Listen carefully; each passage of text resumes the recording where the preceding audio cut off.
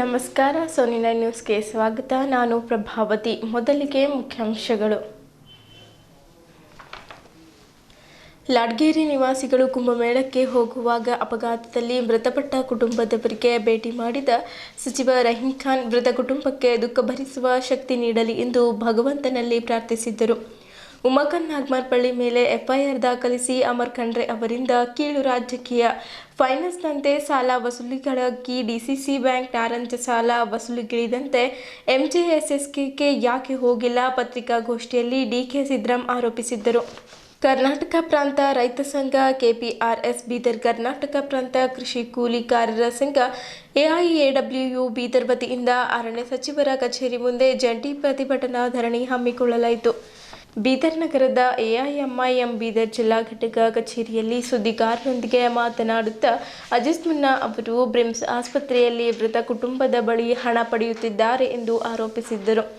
ರಾಷ್ಟ್ರಮಟ್ಟದ ಜಾನಪದ ಸಮೂಹ ಗಾಯನ ಸ್ಪರ್ಧೆಗೆ ಆಯ್ಕೆಯಾದ ಜಿಲ್ಲೆಯ ಸರ್ಕಾರಿ ನೌಕರರ ಜಾನಪದ ಸಮೂಹ ಗಾಯನ ತಂಡದ ಸದಸ್ಯರನ್ನು ರಾಜ್ಯ ಸರ್ಕಾರಿ ನೌಕರರ ಸಂಘದ ಜಿಲ್ಲಾ ಘಟಕದ ವತಿಯಿಂದ ಬೀದರ್ನಲ್ಲಿ ಸನ್ಮಾನಿಸಲಾಯಿತು. ರಾಷ್ಟ್ರಮಟ್ಟದ ಸ್ಪರ್ಧೆಗೆ ಆಯ್ಕೆ ನೌಕರರ ಸಂಘ ಸನ್ಮಾನ. ಸುದ್ದಿಯ ವಿವರಗಳು. ಕುಂಭಮೇಳಕ್ಕೆ ತೆರಳಿದ ಬೀದರ್ನ 6 ಜನ ವಾರಣಾಸಿಯಲ್ಲಿ ಸಂಭವಿಸಿದ ರಸ್ತೆ ಅಪಘಾತದಲ್ಲಿ ಮೃತಪಟ್ಟ ಹಿನ್ನೆಲೆಯಲ್ಲಿ ಪೌರಾಡಳಿತ ಸಚಿವ ರಹೀಂ ಖಾನ್ ಅವರು ನಗರದ ಲಾಡ್ಗೇರಿಗೆ ತೆರಳಿ ಮೃತರ ಕುಟುಂಬವನ್ನು ಭೇಟಿ ಮಾಡಿದ್ದರು. ಮೃತರ ಭಾವಚಿತ್ರಕ್ಕೆ ಪುಷ್ಪಗೌರವ ಸಲ್ಲಿಸಿದ ಸಚಿವ ರಹೀಂ ಖಾನ್ ಅವರು ಕುಟುಂಬದ ಸದಸ್ಯರನ್ನ ಸಾಂತ್ವನ ಹೇಳಲು ಮುಂದಾದಾಗ ಅವರ ದುಃಖದ ಕಟ್ಟೆ ಒಡೆದಂತೆ ತಮ್ಮವರನ್ನ ಕಳೆದುಕೊಂಡ ದುಃಖದಲ್ಲಿ ಗಳಗಳನೆ ಅತ್ತರು. ಸಚಿವರು ಅವರಿಗೆ ಸಮಾಧಾನಪಡಿಸಿ ಧೈರ್ಯದಿಂದ ಇರುವಂತೆ ಹೇಳಿದ್ದರು. ಮೃತರ ಶರೀರಗಳನ್ನು ವಾರಣಾಸಿಯಿಂದ ತರಲು ಸರ್ಕಾರ ವ್ಯವಸ್ಥೆ ಮಾಡಿದೆ. ಮೃತರ ಕುಟುಂಬಕ್ಕೆ ಸರ್ಕಾರದಿಂದ ತಲಾ 5 ಲಕ್ಷ ಪರಿಹಾರ ನೀಡಲಾಗುವುದು. ಗಾಯಾಳುಗಳಿಗೆ ಅಗತ್ಯ ಚಿಕಿತ್ಸೆ ನೀಡಲಾಗುವುದು ಎಂದು ಸಚಿವರು ಹೇಳಿದ್ದರು. ಮೃತರ 6 ಜನರ ಶರೀರಗಳನ್ನು 3 ಆಂಬ್ಯುಲೆನ್ಸ್ಗಳಲ್ಲಿ ನಗರಕ್ಕೆ ತರಲಾಯಿತು. ವಾರಣಾಸಿಯಿಂದ ಶನಿವಾರ ರಾತ್ರಿ 11 ಗಂಟೆಗೆ ಆಂಬ್ಯುಲೆನ್ಸ್ಗಳು ಹೊರಟಿದ್ದು ಸೋಮವಾರ ಬೆಳಗ್ಗೆ ನಗರಕ್ಕೆ ತಲುಪಿದ್ದವು. ಗಾಯಗೊಂಡ 7 ಜನರನ್ನ ಸಂಜೆ 6ಕ್ಕೆ ವಾರಣಾಸಿ ಆಸ್ಪತ್ರೆಯಿಂದ ಡಿಸ್ಚಾರ್ಜ್ ಆಗಿದ್ದಾರೆ. ಲಕ್ನೋ ವಿಮಾನ ನಿಲ್ದಾಣದಿಂದ ಹೈದರಾಬಾದ್ಗೆ ಬಂದು ಅಲ್ಲಿಂದ ಸೋಮವಾರ ಬೀದರ್ ನಗರಕ್ಕೆ ತಲುಪಿತ್ತು. ಕೋಮಾ ಸ್ಥಿತಿಯಲ್ಲಿರುವ ಭಗವಂತ್ ನಂದಕುಮಾರ್ ವಾರಣಾಸಿಯ ಬನಾರಸ್ ಟ್ರಾಮಾ ಕೇರ್ ಸೆಂಟರ್ನಲ್ಲಿಯೇ ಚಿಕಿತ್ಸೆ ಪಡೆಯುತ್ತಿದ್ದಾರೆ ಎಂದು ಜಿಲ್ಲಾ ಪೊಲೀಸ್ ವರಿಷ್ಠಾಧಿಕಾರಿ ಪ್ರದೀಪ್ ಗುಂಟಿ ತಿಳಿಸಿದ್ದಾರೆ. ಬೀದರ್ನ ಲಾಡ್ಗೇರಿಯಿಂದ ಫೆಬ್ರವರಿ 18ರಂದು ಪ್ರಯಾಣ ಬೆಳೆಸಿದ್ದ ಲಾಡ್ಗೇರಿಯ 14 ಜನ ಕಾಶಿಯಲ್ಲಿ ವಿಶ್ವನಾಥನ ದರ್ಶನ ಪಡೆದು ಫೆಬ್ರವರಿ 21ರಂದು ಪ್ರಯಾಗರಾಜ್ನಲ್ಲಿ ನಡೆಯುತ್ತಿರುವ ಕುಂಭಮೇಳದಲ್ಲಿ ಪುಣ್ಯ ಸ್ನಾನಕ್ಕೆ ತೆರಳುವಾಗ ವಾರಣಾಸಿ ಸಮೀಪ ಹೆದ್ದಾರಿ ಬಂದು ನಿಂತಿದ್ದ ಲಾರಿಗೆ ಹಿಂಬದಿಯಿಂದ ಕ್ರೋಸರ್ ಡಿಕ್ಕಿ ಹೊಡೆದಿದ್ದರಿಂದ ಸ್ಥಳದಲ್ಲೇ 5 ಜನ ಮೃತಪಟ್ಟಿದ್ದರು. ಇನ್ನೊಬ್ಬರು ತಡರಾತ್ರಿ ಆಸ್ಪತ್ರೆಯಲ್ಲಿ ಸಾವನ್ನಪ್ಪಿದ್ದರು. 8 ಜನ ಗಂಭೀರವಾಗಿ ಗಾಯಗೊಂಡಿದ್ದಾರೆ. ನಗರದ ಲಾಡ್ಗೇರಿ ನಿವಾಸಿಗಳಾದ ಸಂತೋಷ್ ಕುಮಾರ್ 45, ಇವರ ಪತ್ನಿ ಸುನೀತಾ 40 ಹಾಗೂ ಅತ್ತೆ ನೀಲಮ್ಮ 62, ಲಕ್ಷ್ಮಿ 57, ಕಲಾವತಿ 40, ಸುಲೋಚನಾ 38 ಇವರೆಲ್ಲರೂ ಮೃತಪಟ್ಟಿದ್ದರು.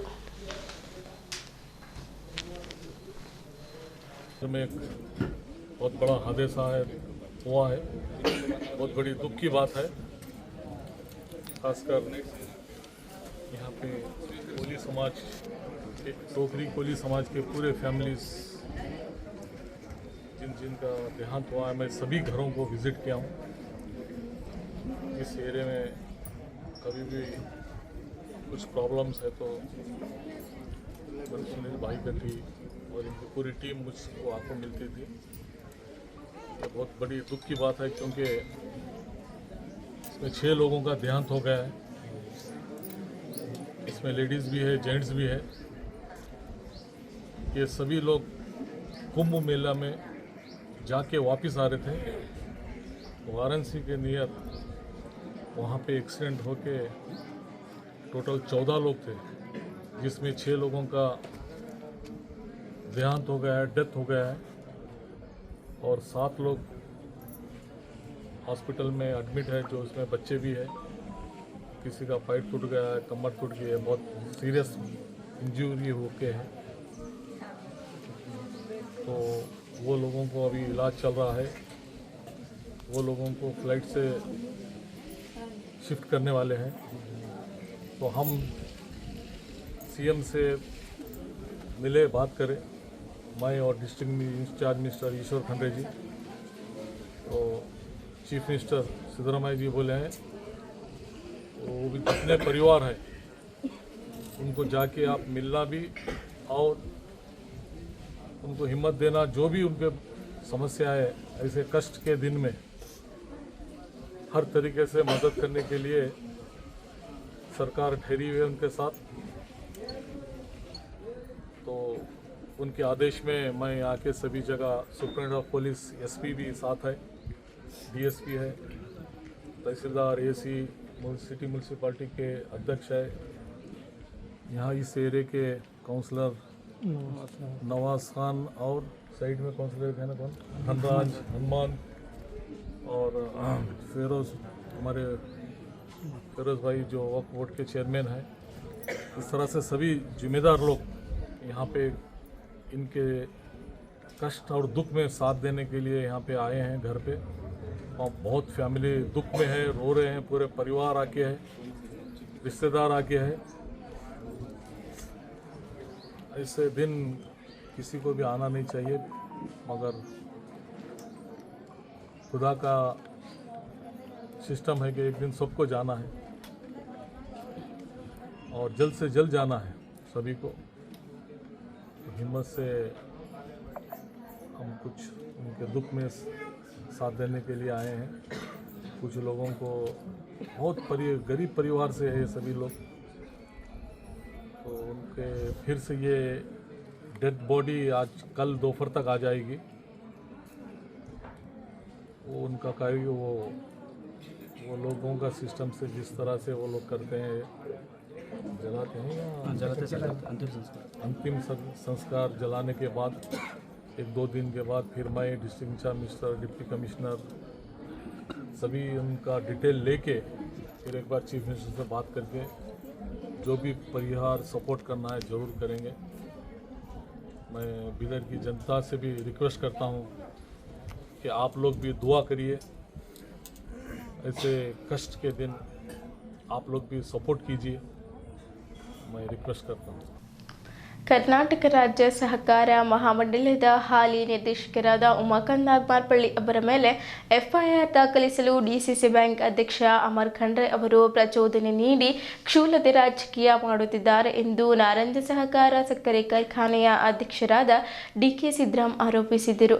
ನಗರದ ಜಿಲ್ಲಾ ಪತ್ರಿಕಾ ಭವನದಲ್ಲಿ ಸುದ್ದಿಗೋಷ್ಠಿ ಉದ್ದೇಶಿಸಿ ಮಾತನಾಡಿರುವ ಅವರು, ಇತ್ತೀಚೆಗೆ ಔರಾದ್ ಪಟ್ಟಣದಲ್ಲಿ ತಾಲೂಕು ಒಕ್ಕಲುತನ ಹುಟ್ಟುವಳಿ ಒಕ್ಕೂಟದ ಚುನಾವಣೆಯಲ್ಲಿ ನಮ್ಮ ಅಭ್ಯರ್ಥಿಯಾದ ಬಸವರಾಜ ಹೆಬ್ಬಾಳೆ ಅವರ ನಾಮಪತ್ರ ತಿರಸ್ಕೃತಗೊಳಿಸಲು ಡಿಸಿಸಿ ಬ್ಯಾಂಕ್ನ ಅಧ್ಯಕ್ಷರು ಹುನ್ನಾರ ನಡೆಸಿದಾಗ ಸ್ಥಳದಲ್ಲಿದ್ದ ಉಮಾಕಾಂತ್ ನಾಗಮಾರಪಳ್ಳಿ ಅವರು ಕಾರಣ ಕೇಳಲಾಗಿ ಉಮಾಕಾಂತ್ ನಾಗಮಾರಪಳ್ಳಿ ಅವರ ಕುತ್ತಿಗೆ ಹಿಡಿದು ತನ್ನನ್ನು ದೂಡಿದ್ದಾರೆ ಎಂದು ಡಿಸಿಸಿ ಬ್ಯಾಂಕ್ ಅಧ್ಯಕ್ಷರ ಆಪ್ತ ಸಹಾಯಕ ರಮೇಶ್ ಚಿತ್ರಿ ಹಾಗೂ ಬ್ಯಾಂಕ್ ಸಿಬ್ಬಂದಿ ಚಂದ್ರಕಾಂತ್ ಸೋಡೋಳೆ ಸುಳ್ಳು ದೂರು ದಾಖಲಿಸಿ ರಾಜಕೀಯ ಪ್ರಭಾವ ಬೆಳೆಸಿ ಲೋಕಸಭೆ ಚುನಾವಣೆಯಲ್ಲಿ ಉಮಾಕಾಂತ್ ಅವರು ಬಿಜೆಪಿಗೆ ಬೆಂಬಲ ಸೂಚಿಸಿದ್ದಾರೆ ಎಂಬ ಕಾರಣಕ್ಕೆ ಅವರ ಮೇಲೆ ಎಫ್ಐಆರ್ ದಾಖಲಿಸಿ ಚಿಲ್ಲರೆ ರಾಜಕೀಯಕ್ಕೆ ಅಮರ್ ಖಂಡ್ರೆ ಇಳಿದಿದ್ದಾರೆ ಎಂದು ದೂರಿದ್ದರು. ಜಿಲ್ಲಾ ಸಹಕಾರ ಕೇಂದ್ರ ಬ್ಯಾಂಕ್ ಇದೀಗ ಸಾಲದ ಸುಳಿಗೆ ಸಿಲುಕಿದೆ. ಹೊಸ ಅಧ್ಯಕ್ಷರಾಗಿ ಅಧಿಕಾರ ಸ್ವೀಕರಿಸಿದ ಅಮರ್ ಖಂಡ್ರೆ ಅವರು ಭಸ್ಮಾಸುರನಂತೆ ವರ್ತಿಸಿ ಬ್ಯಾಂಕ್ ದುಸ್ಥಿತಿಗೆ ತಳ್ಳುವಂತೆ ಮಾಡಿದ್ದು, ಮೈಕ್ರೋ ಫೈನಾನ್ಸ್ನಂತೆ ಸಾಲ ವಸೂಲಿಗೆ ಇಳಿದಿದ್ದು ಅಲ್ಲದೆ ಅವರ ಸಹೋದರ ಜಿಲ್ಲಾ ಉಸ್ತುವಾರಿ ಸಚಿವ ಈಶ್ವರ್ ಖಂಡ್ರೆ ಅವರ ಹೆಸರು ಹಾಳು ಮಾಡಲು ಹೊರಟಿದ್ದಾರೆ ಎಂದು ನಾರಂಜ ಸಹಕಾರ ಸಕ್ಕರೆ ಕಾರ್ಖಾನೆ ಅಧ್ಯಕ್ಷ ಡಿಕೆ ಸಿದ್ದರಾಮ್ ಆರೋಪ ಮಾಡಿದ್ದರು. ಅವರು ಪತ್ರಿಕಾ ಭವನದಲ್ಲಿ ಸುದ್ದಿಗೋಷ್ಠಿಯಲ್ಲಿ ಮಾತನಾಡಿ, ಡಿಸಿಸಿ ಬ್ಯಾಂಕ್ ಅಧ್ಯಕ್ಷ ಅಮರ್ ಖಂಡ್ರೆ ಅವರು ಅಲ್ಲಿಯ ಸಿಬ್ಬಂದಿಗಳಿಗೆ ಏಕವಚನದಲ್ಲಿ ಸಂಬೋಧಿಸುವುದು, ಸಾಲ ಪಡೆದವರ ಫೋಟೋ ಸಹಿತ ಜಾಹೀರಾತು ರೂಪದಲ್ಲಿ ಅಳವಡಿಸಿ ಮಾನಹರಾಜು ಹಾಕುವುದು ಹೀಗೆಯೇ ಕಿರುಕುಳದತ್ತ ಸಾಗಿದ್ದು, ಎಸ್ಎಸ್ಕೆ ಕಾರ್ಖಾನೆಗೂ 400 ಜನ ಮಹಿಳಾ ಸಿಬ್ಬಂದಿ ಹಾಗೂ ಪೊಲೀಸರ ಜೊತೆಯಲ್ಲಿ ಆಗಮಿಸಿ ಸಾಲ ವಸೂಲಾತಿಗೆ ಇಳಿಯದ್ದು ಅತ್ಯಂತ ಖಂಡನೀಯ ಎಂದರು. ಡಾಕ್ಟರ್ ಗುರುಪಾದಪ್ಪ ನಾಗಮಾರಪಳ್ಳಿ ಅವರು ಬ್ಯಾಂಕ್ನ ಅಧ್ಯಕ್ಷರಿದ್ದಾಗ ಬ್ಯಾಂಕ್ ಮೇಲೆ 50 ಕೋಟಿ ರೂಪಾಯಿ ಸಾಲ ಇತ್ತು. ಈಗ ಬರೋಬ್ಬರಿ 118 ಕೋಟಿ ರೂಪಾಯಿ ಸಾಲ ಆಗಿದೆ. ಅಂದರೆ ಡಿಸಿಸಿ ಬ್ಯಾಂಕ್ ನಷ್ಟಕ್ಕೆ ತಳ್ಳಲ್ಪಟ್ಟಿದೆ. ಆದರೆ ಸೌಹಾರ್ದಯುತವಾಗಿ ಸಾಲ ಬಡ್ಡಿ ವಸೂಲಿ ಇಲ್ಲವಾಗಿದೆ. ಇಲ್ಲಿವರೆಗೂ ಒಂದು ತೆರೆನಾದ ವಸೂಲಿ ಕ್ರಮ ಇಲ್ಲಿ ಆಗುತ್ತಿಲ್ಲ. ನಮ್ಮ ಕಾರ್ಖಾನೆಗೆ 400 ಜನ ಸಿಬ್ಬಂದಿ ಬಂದರೆ ಎಂಜಿಎಸ್ಎಸ್ಕೆಗೆ ಕೇವಲ 800 ಜನ ಸಿಬ್ಬಂದಿ ಹೋಗಿದ್ದಾರೆ. ನಾರಂಜಕ್ಕೆ 669 ಕೋಟಿ ರೂಪಾಯಿ ಸಾಲ ಇದ್ದರೆ ಎಂಜಿಎಸ್ಎಸ್ಕೆಗೆ 470 ಕೋಟಿ ರೂಪಾಯಿ ಸಾಲ ಇದೆ. ಇಲ್ಲಿ ತಾರತಮ್ಯ ವಿಪರೀತವಾಗುತ್ತಿದೆ ಎಂದು ತಿಳಿಸಿದ್ದರು. ಕೂಡಲೇ ಸಚಿವ ಈಶ್ವರ್ ಖಂಡ್ರೆ ಅವರು ಬಿಎಸ್ಎಸ್ಕೆಗೆ ಮರುಜೀವ ನೀಡಲು ಎನ್ಎಸ್ಎಸ್ಕೆ ಹಾಗೂ ಎಂಜಿಎಸ್ಎಸ್ಕೆಗಳನ್ನು ಸಾಲದ ಶೂಲದಿಂದ ಮುಕ್ತಗೊಳಿಸಲು ರಾಜ್ಯ ಸರ್ಕಾರದಿಂದ 1,000 ಕೋಟಿ ರೂಪಾಯಿ ಅನುದಾನ ಕೊಡಿಸಬೇಕೆಂದು ಆಗ್ರಹಿಸಿದ್ದರು. ನಮ್ಮಲ್ಲಿ ಸಕ್ಕರೆ ಮಾರಾಟದ ಹಣ 80 ಕೋಟಿ ರೂಪಾಯಿ ಇದ್ದು 56 ಕೋಟಿ ರೂಪಾಯಿಗಳಷ್ಟು ಕಬ್ಬಿನ ಬಾಕಿ ಹಣ ರೈತರಿಗೆ ಕೊಡುವುದಿದೆ. ಇನ್ನೇನು ಅಕ್ಟೋಬರ್ನಲ್ಲಿ ನನ್ನ ಅವಧಿ ಮುಗಿಯಲಿದೆ. ಸಕ್ಕರೆ ಮಾರಾಟ ಮಾಡಿ ಬಂದ ಹಣವನ್ನು ರೈತರ ಸಂಪೂರ್ಣ ಬಾಕಿ ಚುಕ್ತ ಮಾಡಿ ಕನಿಷ್ಠ 25 ಕೋಟಿ ರೂಪಾಯಿ ಬ್ಯಾಂಕ್ನಲ್ಲಿ ಠೇವಣಿ ಇಟ್ಟು ಅಧಿಕಾರ ಬಿಟ್ಟು ಕೊಡುವುದಾಗಿ ಭಾವನಾತ್ಮಕವಾಗಿ ತಿಳಿಸಿದ್ದರು. 78 ಕೋಟಿ ರೂಪಾಯಿ ಇವತ್ತೇ ಸಾಲದ ಸಕ್ಕರೆ ಮಾರಾಟ ಬ್ಯಾಂಕು ಗಮನದಲ್ಲಿತ್ತು. ನಾರಂಜ ಕಾರ್ಖಾನೆಗೆ ಬೀಗ ಹಾಕುವುದಾಗಿ ನಿತ್ಯ ಬೆದರಿಕೆ ಹಾಕುತ್ತಿರುವುದು ಗಮನಿಸಿದ್ದರೆ ಈಗಾಗಲೇ ಬಿಎಸ್ಎಸ್ಕೆ ಮುಚ್ಚಿದ್ದೀರಿ, ಶೀಘ್ರದಲ್ಲಿ ಎನ್ಎಸ್ಎಸ್ಕೆ ಮುಚ್ಚಲು ಹೊರಟುವಂತೆ ಕಾಣುತ್ತಿದೆ. ಪದೇ 78 ಕೋಟಿ ರೂಪಾಯಿಗಳ ಸಕ್ಕರೆ ಒತ್ತೆ ಸಾಲದ ಬಗ್ಗೆ ಮಾತನಾಡುವ ಡಿಸಿಸಿ ಬ್ಯಾಂಕ್ಗೆ ಎಲ್ಲವನ್ನ ತಿಳಿಸಿದೆ. ನಮ್ಮ ಮತ್ತಷ್ಟು ಆಸ್ತಿಯನ್ನ ಸಬ್ ರಿಜಿಸ್ಟರ್ನಲ್ಲೇ ಒತ್ತೆ ಇಟ್ಟು ನಂತರವೇ ಸಕ್ಕರೆ ಮಾರಾಟ ಮಾಡಿ ರೈತರ ಬಾಕಿ ಪಾವತಿಸಿದ್ದೇವೆ ಹೊರತು ಸ್ವಂತಕ್ಕಾಗಿ ಬಳಸಿಲ್ಲ ಎಂದು ಡಿಕೆ ಸಿದ್ದರಾಮ್ ಸ್ಪಷ್ಟಪಡಿಸಿದ್ದರು. ಇತ್ತೀಚೆಗೆ ಔರಾದ್ ಪಟ್ಟಣದಲ್ಲಿ ತಾಲೂಕಾ ಒಕ್ಕಲುತನ ಹುಟ್ಟುವಳಿ ಒಕ್ಕೂಟದ ಚುನಾವಣೆಯಲ್ಲಿ ಜಿಲ್ಲೆಯ ಹಿರಿಯ ರಾಜಕಾರಣಿ ಮಾಜಿ ಸಚಿವ ಗುರುಪಾದಪ್ಪ ನಾಗಮಾರಪಳ್ಳಿ ಅವರ ಪುತ್ರ ಉಮಾಕಾಂತ್ ನಾಗಮಾರಪಳ್ಳಿ ಅವರ ವಿರುದ್ಧ ಎಫ್ಐಆರ್ ದಾಖಲಿಸುವ ಮೂಲಕ ಡಿಸಿಸಿ ಬ್ಯಾಂಕ್ ಅಧ್ಯಕ್ಷ ಅಮರ್ ಖಂಡ್ರೆ ಕೀಳುಮಟ್ಟದ ರಾಜಕೀಯಕ್ಕೆ ಇಳಿದಿದ್ದಾರೆ ಎಂದು ನಾರಂಜ ಸಹಕಾರ ಸಕ್ಕರೆ ಕಾರ್ಖಾನೆಯ ಅಧ್ಯಕ್ಷ ಡಿಕೆ ಸಿದ್ದರಾಮ್ ಆರೋಪಿಸಿದ್ದರು. ಈ ಹಿಂದೆ ದಿವಂಗತ ಗುರುಪಾದಪ್ಪ ನಾಗಮಾರಪಳ್ಳಿ ಅವರಿಂದ ಸಚಿವ ಈಶ್ವರ್ ಖಂಡ್ರೆ ಅಷ್ಟೇ ಏಕೆ ಅಮರ್ ಖಂಡ್ರೆ ಅವರು ಸಹಾಯ ಪಡೆದಿದ್ದಾರೆ, ಅದನ್ನ ಮರೆತಂತೆ ಇದ್ದಾಗ ವರ್ತಿಸುತ್ತಿದ್ದಾರೆ ಎಂದರು. ನಮ್ಮ ಅಭ್ಯರ್ಥಿಯಾದ ಬಸವರಾಜ ಹೆಬ್ಬಾಳೆ ಅವರ ನಾಮಪತ್ರ ತಿರಸ್ಕೃತಗೊಳಿಸಲು ಡಿಸಿಸಿ ಬ್ಯಾಂಕ್ನ ಅಧ್ಯಕ್ಷರು ಹುನ್ನಾರ ನಡೆಸಿದ್ದಾಗ ಸ್ಥಳದಲ್ಲಿದ್ದ ಉಮಾಕಾಂತ್ ನಾಗಮಾರಪಳ್ಳಿ ಅವರು ಕಾರಣ ಕೇಳಿದ್ದಾರಷ್ಟೇ. ಅದನ್ನೇ ನೆಪವಾಗಿಟ್ಟುಕೊಂಡು ಉಮಾಕಾಂತ್ ನಾಗಮಾರಪಳ್ಳಿ ಅವರ ಕುತ್ತಿಗೆ ಹಿಡಿದು ತನ್ನನ್ನು ದೂಡಿದ್ದಾರೆ ಎಂದು ಡಿಸಿಸಿ ಬ್ಯಾಂಕ್ ಅಧ್ಯಕ್ಷರ ಆಪ್ತ ಸಹಾಯಕ ರಮೇಶ್ ಚಿದ್ರಿ ಹಾಗೂ ಬ್ಯಾಂಕ್ ಸಿಬ್ಬಂದಿ ಚಂದ್ರಕಾಂತ್ ಸೋಡೋಳೆ ಸುಳ್ಳು ದೂರು ದಾಖಲಿಸಿದ್ದಾರೆ ಎಂದು ಆರೋಪಿಸಿದ್ದರು. ರಮೇಶ್ ಚಿದ್ರಿ ಮೂಲತಃ ಮಹಾತ್ಮ ಗಾಂಧಿ ಸಹಕಾರ ಸಕ್ಕರೆ ಕಾರ್ಖಾನೆಯ ವ್ಯವಸ್ಥಾಪಕ, ಹಾಗೆಯೇ ಡಿಸಿಸಿ ಬ್ಯಾಂಕ್ ಅಧ್ಯಕ್ಷರ ಆಪ್ತ ಸಹಾಯಕ. ಆದರೆ ಇವರ ಕೆಲಸ ಔರಾದ್ನಲ್ಲೇಕೆ? ಈ ಚುನಾವಣೆಗೂ ಇವರಿಗೂ ಯಾವುದೇ ಸಂಬಂಧ ಇಲ್ಲ. ಅಲ್ಲಿಗೆ ಬಂದಿದ್ದೇಕೆ ಎಂಬುದನ್ನು ಪೊಲೀಸರು ತನಿಖೆ ನಡೆಸಬೇಕು.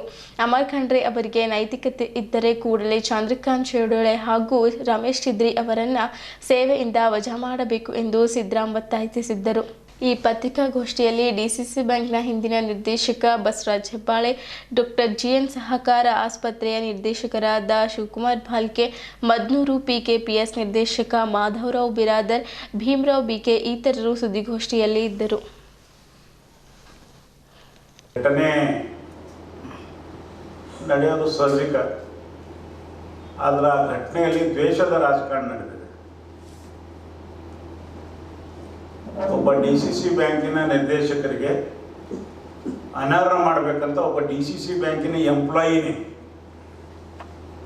ಅಲ್ಲಿ ಹೋಗಿ ಗಲಾಟೆ ಮಾಡುವಂಥ ಪರಿಸ್ಥಿತಿ ನಿರ್ಮಾಣ ಆಗಿದೆ. ಆ ಗಲಾಟೆ ಮಾಡ್ತಿರ್ತಕ್ಕಂಥ ಸಂದರ್ಭದಲ್ಲಿ ಅಲ್ಲಿರ್ತಕ್ಕಂಥ ಬೆಂಬಲಿಗರ ಪಡೆ ಸಹಜಿಕವಾಗಿ ಆವೇಶಕ್ಕೊಳಗಾಗಿ ಅಲ್ಲೊಂದು ಸ್ವಲ್ಪ ಸಣ್ಣ ಪುಟ್ಟ ಮಾರಾಮಾರಿ ಆಗಿದೆ. ಆದರೆ ಆ ಮಾರಾಮಾರಿಯಲ್ಲಿ ಈ ಜಿಲ್ಲೆ ಆಳಿರ್ತಕ್ಕಂಥ, ಇಡೀ ರಾಜ್ಯವನ್ನು ಆಳಿರ್ತಕ್ಕಂಥ,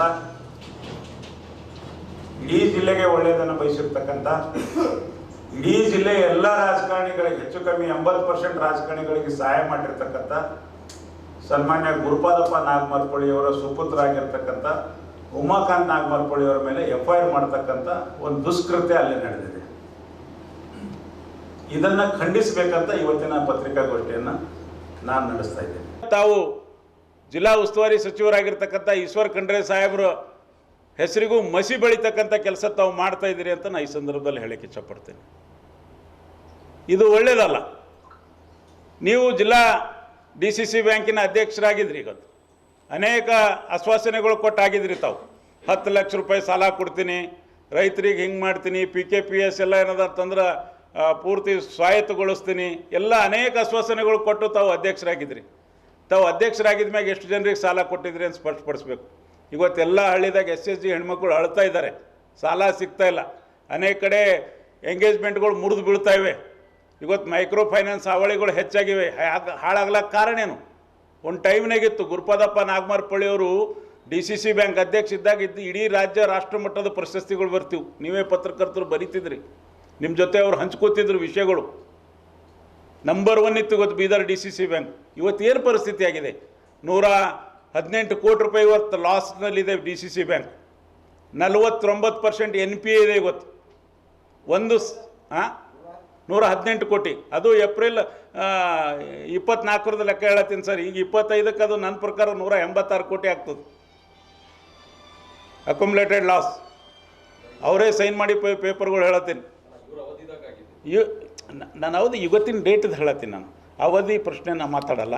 ಈಗ ಇವ್ರ ಅವಧಿ ಅಂತೆ ಬರ್ತದೆ ಸರ್. ಅದು ಮೊದಲು ಉಮಾಕಾಂತ್ ನಾಗಮಾರಪಳ್ಳಿಯವ್ರು ಇದ್ದಾಗೂ 50-60 ಕೋಟಿ ಲಾಸ್ ಇತ್ತು ಅಂತ ನನಗೆ ಗೊತ್ತಿದೆ. ನನ್ನ ಮಾಹಿತಿ ಹೇಳತ್ತೀನಿ.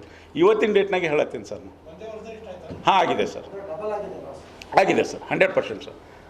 ನನ್ನ ಉದ್ದೇಶ ಇಷ್ಟೇ ಅದ. ಇವತ್ತು ಅಲ್ಲಿ ಇರ್ತಕ್ಕಂಥ ಠೇವಣಿದಾರರು ಸಹಿತ ಟೆನ್ಷನ್ನಾಗಾರ. ಹೆಂಗಾಗ್ತದೋ ಏನೋ, ಏಪ್ರಿಲ್ನಾಗ ಬ್ಯಾಂಕಿನ ಪರಿಸ್ಥಿತಿ ಏನಾಗ್ತದೋ ಏನಿಲ್ಲೋ, ಒಂದು ಸಾಲ ಕೊಡ್ತಾ ಇಲ್ಲ, ನಮ್ಮ ಡಿಪಾಸಿಟ್ರು ವಾಪಸ್ ಬರ್ತದಿಲ್ಲ, ತುಂಬ ಟೆನ್ಷನ್ನಲ್ಲಿದ್ದಾರೆ ಜನ. ಅಂಥ ಪರಿಸ್ಥಿತಿಯಲ್ಲಿ ಇವತ್ತು MLA ತಾವು, ಮಂತ್ರಿ ತಾವು, MP ತಾವು, ಜಿಲ್ಲಾ ಬ್ಯಾಂಕ್ ತಮ್ಮ ಕೈಯಾಗದ, ಫ್ಯಾಕ್ಟ್ರಿ ತಮ್ಮ ಕೈಯಾಗದ, ಏನಾರ ಸರ್ಕಾರದಿಂದ ಸಾವಿರಾರು ಕೋಟಿ ತಂದು ಅಭಿವೃದ್ಧಿ ಮಾಡಿ ಹೆಸರು ಗಳಿಸೋದು ಬಿಟ್ಕೊಟ್ಟು ಈ ರೀತಿ ಸಣ್ಣತನ ಪ್ರದರ್ಶನ ಮಾಡಿ ಯಾರಿಗೂ PKPSನಾಗ ಸೋಲಿಸ್ತೀನಿ, ಯಾರಿಗೂ TAPCMSನಾಗ ಸೋಲಿಸ್ತೀನಿ ಅಂತ ಈ ಸಣ್ಣತನದ ಮನಸ್ಸು ಬಿಟ್ಟುಬಿಡಿ ಎಂಬ ಕಾರಣಕ್ಕಾಗಿ ನಾವು ಈ ವಿಷಯ ಹೇಳ್ತಾ ಇದ್ದೀವಿ. ನಿಮ್ಮ ಕೈಯಾಗಿ ಜನ ಇನ್ನೇನು ಅಧಿಕಾರ ಕೊಡಬೇಕು? ಇಡೀ ಜಿಲ್ಲಾನೇ ನಿಮ್ಮ ಕೈಯಾಗಿ ಕೊಟ್ಟಿದೆ. ಇವತ್ತು ಏನೂ ಇಟ್ಟಿಲ್ಲ. ಎವ್ರಿಥಿಂಗ್ ಒಂದೇ ಕೇಂದ್ರ, ಬಾಲ್ಕಿ ಕೇಂದ್ರದಲ್ಲಿದೆ ಎಲ್ಲವೂ. ಅದ್ರ ನಂತರನೂ ನೀವು ಯಾರಿಗೂ ಲೋನ್ ಕೊಡ್ತಾ ಇಲ್ಲ.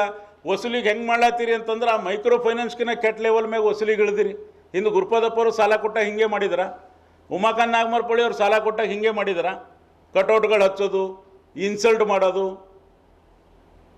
ಮರ್ಯಾದೆ ತೆಗೆದು, ಅಂದರೆ ಕನ್ಸ್ಟ್ರಕ್ಟಿವ್ ಆಗಿಲ್ಲ, ಡಿಸ್ಟ್ರಕ್ಟಿವ್ ಆಗಿ ಎಲ್ರಿಗೆ ಏಕವಚನದಾಗ ಮಾತಾಡೋದು, ಅಲ್ಲಿನ ಸಿಬ್ಬಂದಿಗಳಿಗೂ ಏಕವಚನದಾಗ ಮಾತಾಡೋದು, ಇದು ಒಳ್ಳೆ ಬೆಳವಣಿಗೆ ಅಲ್ಲ. ಮತ್ತು ಈ ಬೆಳವಣಿಗೆ ನಾನು ನೇರವಾಗಿ ಹೇಳತ್ತೀನಿ, ಅದು ನೀವು ಸರಿ ತಿಳ್ಕೊತಿರೋ ತಪ್ಪು ತಿಳ್ಕೊತಿರೋ ಒಂದಿನ ಇದು ಈಶ್ವರ್ ಖಂಡ್ರೆ ಸಾಹೇಬರಿಗೆ ಕೆಟ್ಟ ಹೆಸರು ಬರ್ತದಂಬ ಮಾತೇನದ ಇವತ್ತಿನ ಸಂದರ್ಭದಲ್ಲಿ ನಾನು ಸ್ಪಷ್ಟವಾಗಿ ಹೇಳಕ್ಕೆ ಇಷ್ಟಪಡ್ತೀನಿ.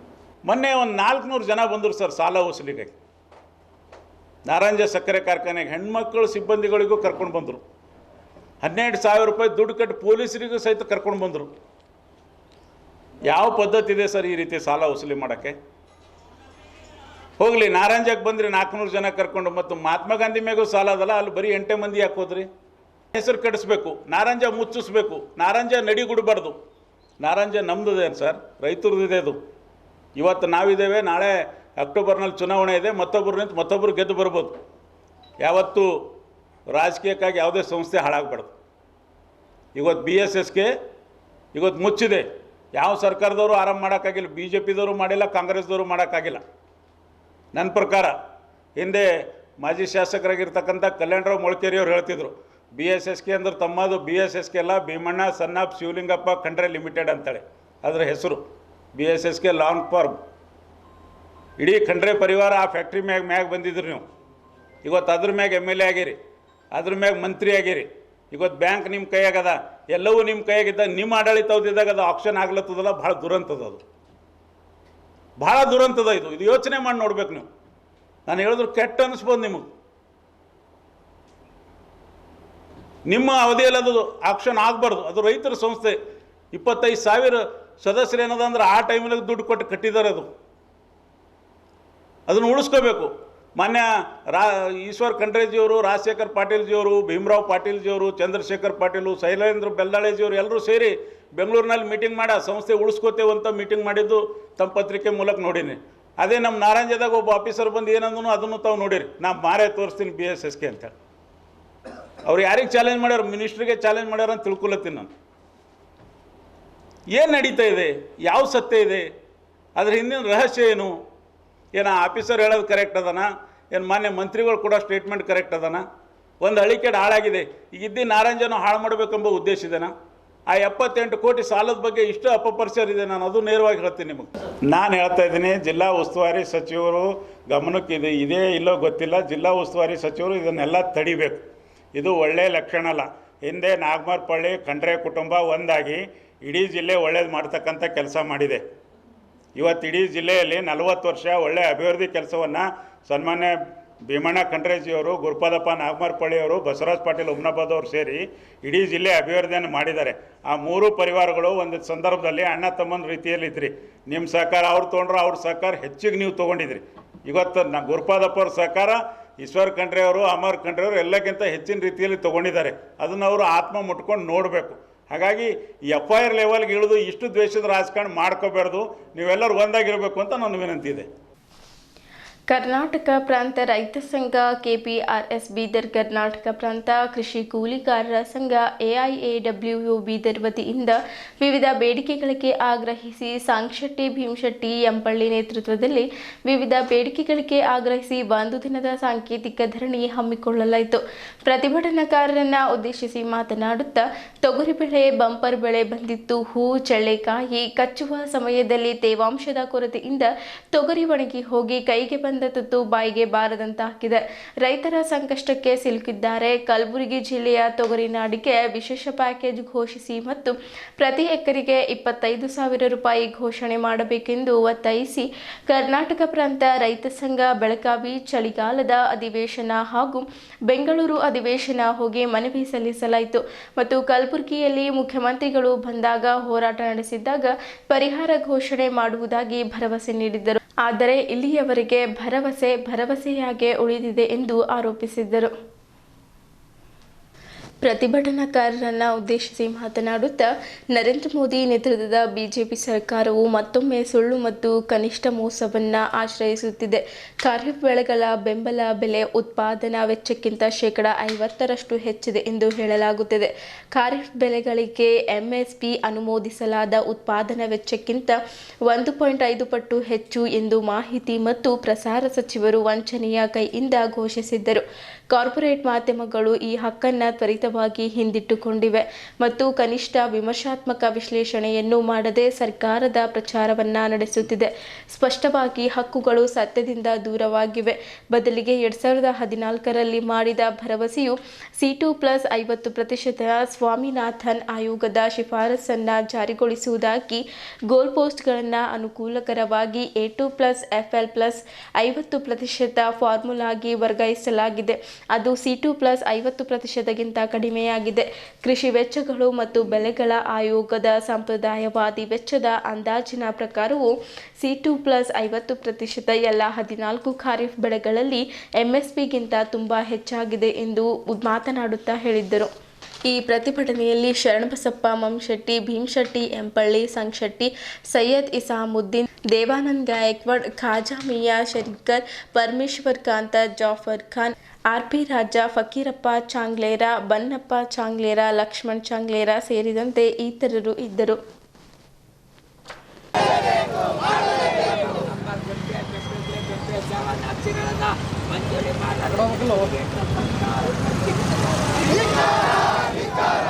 ಹಕ್ಕುಪತ್ರ ಕೊಡಲೇಬೇಕು.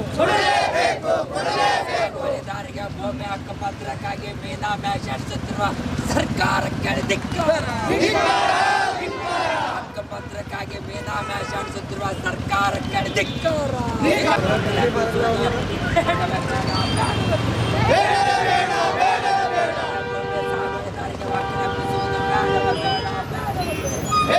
ಭೂಮಿ ಹಕ್ಕುಪತ್ರ ಕೊಡಲೇಬೇಕು. ಭೂಮಿ ಸಾಗುವಳಿದಾರರನ್ನ ವಕೀಲಪಡಿಸುತ್ತಿರುವ ಪುಟ್ಟಾಳಣ್ಣ ಅಧಿಕಾರಿಗಳಿಗೆ ಧಿಕ್ಕಾರ.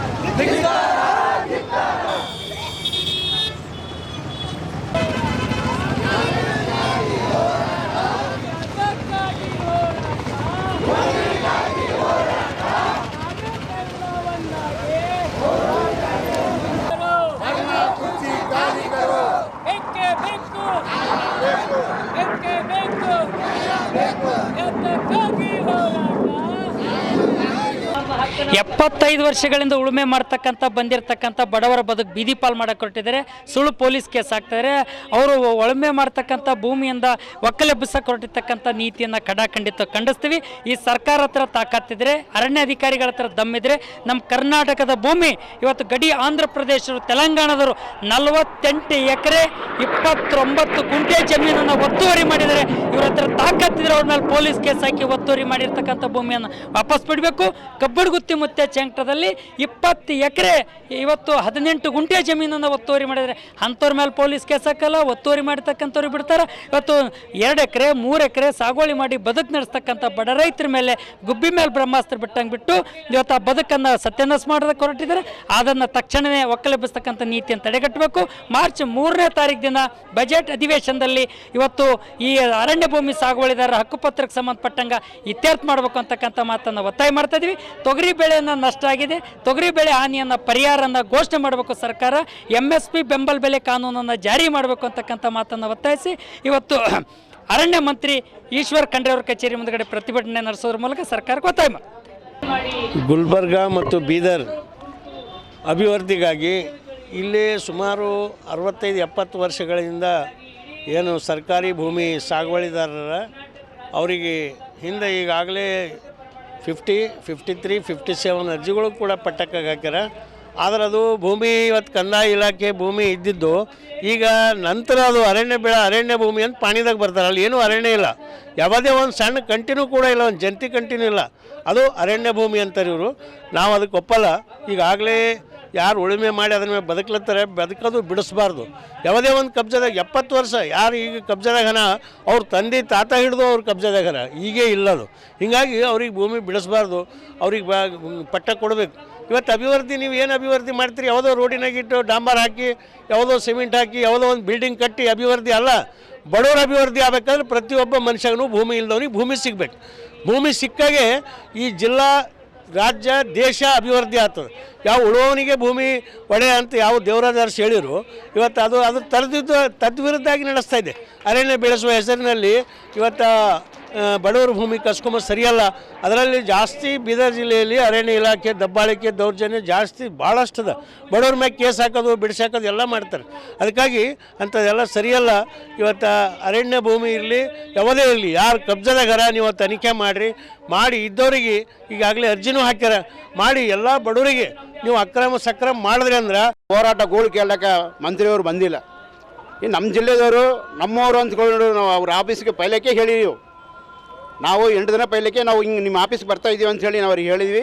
ಅವ್ರು ನಮಗೆ ಕಾಯಬೇಕಾಗಿತ್ತು, ಆದರೆ ಬಂದಿಲ್ಲ. ಎಲ್ಲಿ ಭೀ ಇಲ್ಲದಂಥ ಅನ್ಯಾಯ ನಮ್ಮ ಕರ್ನಾಟಕದಲ್ಲಿ ನಡೀತಾ ಇದೆ.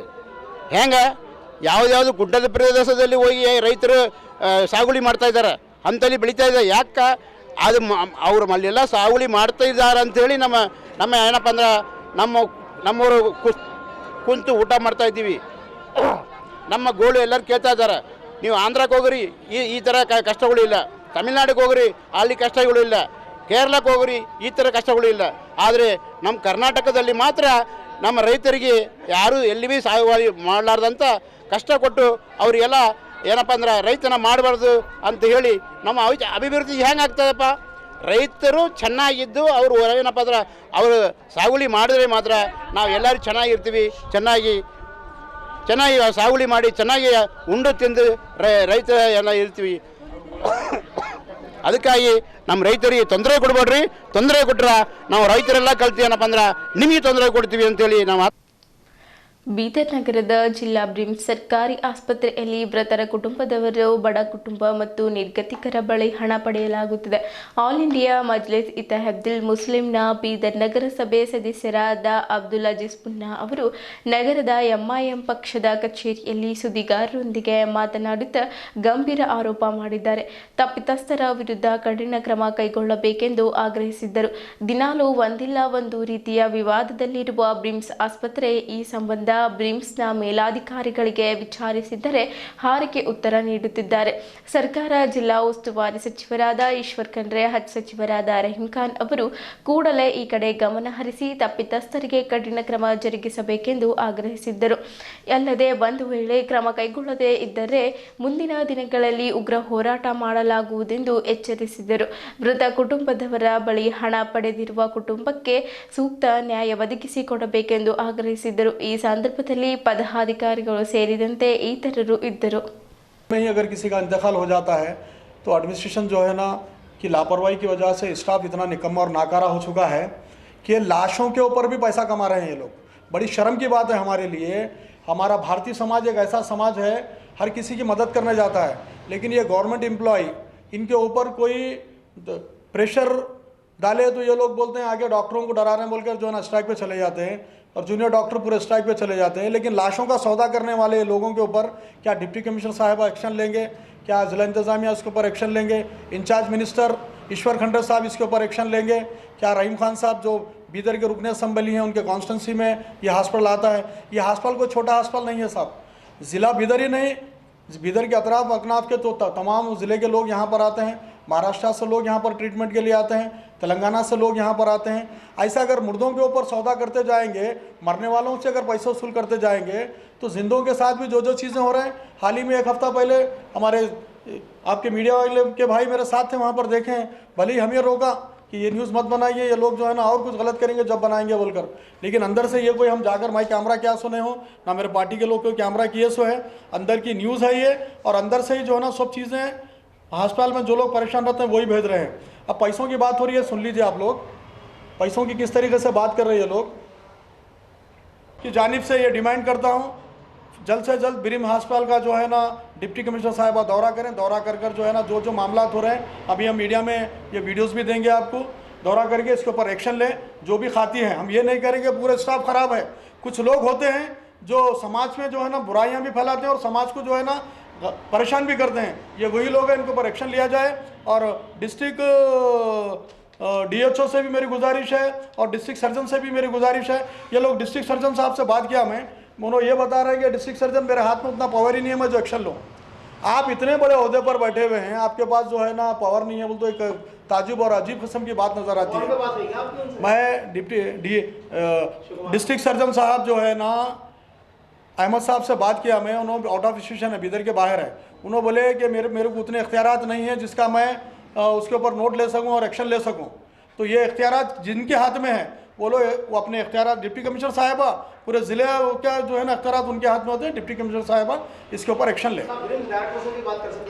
ब्रिम डायरेक्टर साहब जो है ना उनका नंबर बंद आया सुबह बात करने के बाद। देखिए सुबह 5 बजे का बात है ये, हम 8 बजे के बाद फ़ोन लगा रहे थे, हो सकता है रात में थके हुए थे होंगे डायरेक्टर साहब। डिस्ट्रिक्ट सर्जन से बात किया साहब ने, उन्होंने बोले मेरे में उतने इख्तियारात नहीं है उसके ऊपर एक्शन ले सकूँ। ರಾಷ್ಟ್ರಮಟ್ಟದ ಜಾನಪದ ಸಮೂಹ ಗಾಯನ ಸ್ಪರ್ಧೆಗೆ ಆಯ್ಕೆಯಾದ ಜಿಲ್ಲೆಯ ಸರ್ಕಾರಿ ನೌಕರರ ಜಾನಪದ ಸಮೂಹ ಗಾಯನ ತಂಡದ ಸದಸ್ಯರನ್ನು ರಾಜ್ಯ ಸರ್ಕಾರಿ ನೌಕರರ ಸಂಘದ ವತಿಯಿಂದ ನಗರದಲ್ಲಿ ಸನ್ಮಾನಿಸಲಾಯಿತು. ಸಂಘದ ಜಿಲ್ಲಾ ಘಟಕದ ಅಧ್ಯಕ್ಷ ಸೋಮಶೇಖರ್ ಬಿರಾದರ್ ಅವರು ಶಾಲು ಹೊದಿಸಿ ಹೂಮಾಲೆ ಹಾಕಿ ಸತ್ಕರಿಸಿದರು. ರಾಷ್ಟ್ರಮಟ್ಟದ ಸ್ಪರ್ಧೆಗೆ ಶುಭ ಹಾರೈಸಿದ್ದರು. ರಾಜ್ಯ ಮಟ್ಟದ ಸ್ಪರ್ಧೆಯಲ್ಲಿ ಪ್ರಥಮ ಸ್ಥಾನ ಗಳಿಸಿ ರಾಷ್ಟ್ರಮಟ್ಟಕ್ಕೆ ಆಯ್ಕೆಯಾದ ಶಿಕ್ಷಣ ಇಲಾಖೆಯ ನೌಕರರಾದ ಭಾನುಪ್ರಿಯ ಅರಳಿ ನೇತೃತ್ವದ ತಂಡದಲ್ಲಿ ಸಾರಿಕಾ ಗಂಗಾ, ದೀಪಾ ಕಿರಣ್, ರೇಣುಕಾ, ನರಸಮ್ಮ, ಮಲ್ಲಮ್ಮ, ಭಾಗ್ಯಲಕ್ಷ್ಮಿ, ಗುರುಮೂರ್ತಿ, ಚಂದ್ರಕಾಂತ್ ದಂಡೆ, ರಮೇಶ್ ಸೋನಾರೆ ಇದ್ದಾರೆ. ರಾಷ್ಟ್ರಮಟ್ಟದ ಸ್ಪರ್ಧೆ ಫೆಬ್ರವರಿ 25ರಿಂದ ಮಾರ್ಚ್ 3ರವರೆಗೆ ಬಿಹಾರದ ಪಟ್ನಾದಲ್ಲಿ ನಡೆಯಲಿದೆ. ನೌಕರರ ಸಂಘದ ಜಿಲ್ಲಾ ಘಟಕದ ಗೌರವಾಧ್ಯಕ್ಷ ಸೂರ್ಯಕಾಂತ್ ಬಿರಾದರ್, ಡಾಕ್ಟರ್ ಗೌತಮ್ ಅರಳಿ, ಅಶೋಕ್, ಕಿರಣ್ ದಿಗಂಬರ್, ಮಹೇಶ್ ಪಾಟೀಲ್, ಕಿರಣ್, ಗುರುಮೂರ್ತಿ ಹಾಜರಿದ್ದರು. ಇದೇ ವೇಳೆ ಜಿಲ್ಲೆಯ ಜಾನಪದ ಸಮೂಹ ಗಾಯನ ತಂಡದ ಸದಸ್ಯರು ಸ್ಪರ್ಧೆಯಲ್ಲಿ ಪಾಲ್ಗೊಳ್ಳಲು ವಾಹನದಲ್ಲಿ ಪಟ್ನಾಗೆ ಪ್ರಯಾಣ ಬೆಳೆಸಿದ್ದರು.